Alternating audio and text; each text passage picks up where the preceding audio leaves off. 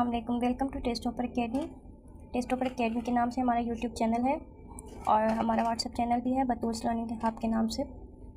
Description में link दी गई है, वहाँ पे आप जाके लिंक के थ्रू इस चैनल को फॉलो कर सकते हैं। वहाँ पे जो है वो टेस्ट की प्रिपरेशन और जॉब के हवाले से अपडेट्स होती हैं। और आज का हमारा जो टॉपिक है वो है ईडियम्स। तो idioms of the day is spill the beans. अब स्पिल द बीन्स का मतलब क्या होता है? स्पिल द बीन्स का मतलब होता है कि राज फाश कर देना या कोई छुपी हुई चीज़ बता देना या कोई ऐसी बात जो कोई राज रखना चाहता हो और हम सडनली वो बता देते हैं, ठीक है। तो इसको हम कहते हैं स्पिल द बीन्स। उसके बाद इसकी एक्सप्लेनेशन है। एक्सप्लेनेशन में क्या है कि when somebody suddenly or intentionally tells the hidden thing or secret to others, we say he she has spilled the beans।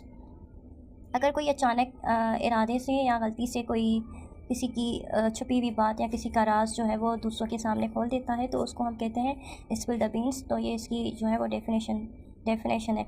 आइए पढ़ते हैं एग्जाम्पल इस इडियम के। एग्जाम्पल है, पहला एग्जाम्पल जो है वो है she accidentally spill the beans about the surprise party.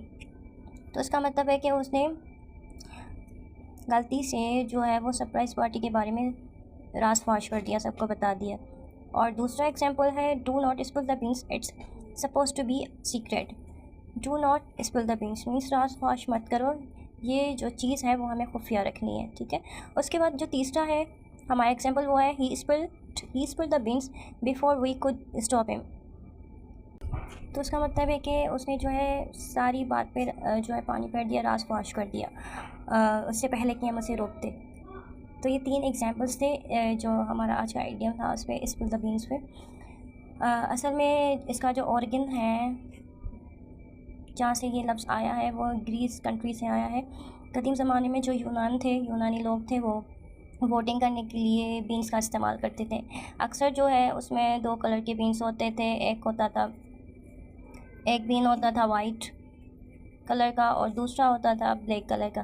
तो वाइट कलर का मतलब होता था, मतलब कि ये जो बीन होता था वो मुस्बत वोटिंग की तरफ इशारा करता था और जो ब्लैक होता था वो नेगेटिव जो है वो बीन की वोटिंग की तरफ इशारा करता था। तो अगर वोटिंग के दौरान जो बीन्स हैं वो गिर जाते थे या कोई उसे जानबूझकर गिरा देता था तो लोग उसे कहते थे कि स्पिल द बीन्स, मतलब राज फाश हो गया बीन्स गिरने की वजह से।